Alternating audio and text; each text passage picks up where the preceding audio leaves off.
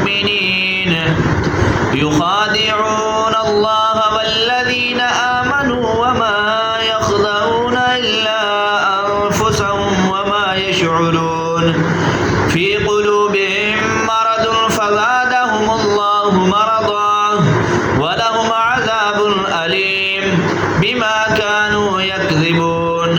وإذا قيل لهم لا تفسدوا في الأرض قالوا إنما نحن مصلحون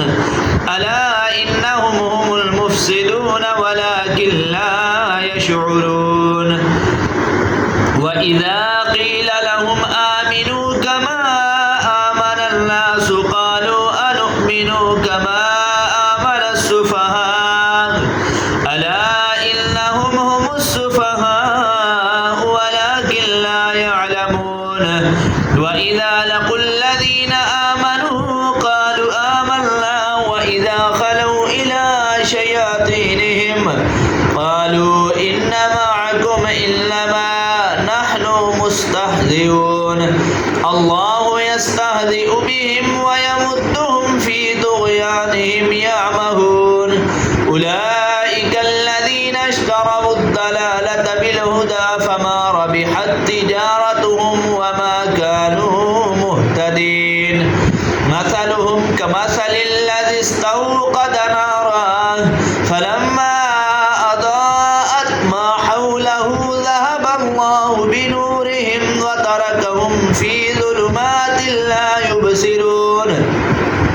صم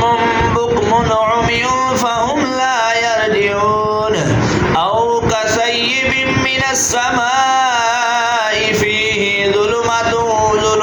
ورعد وبرق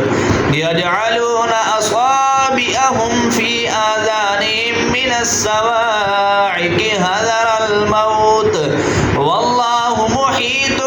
بالكافرين يكاد البرق يخطف أبصارهم كلما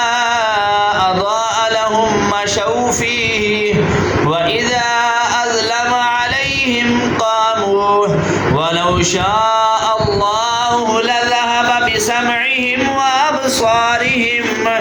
بسمعهم وأبصارهم إن الله على كل شيء قدير صدق الله العظيم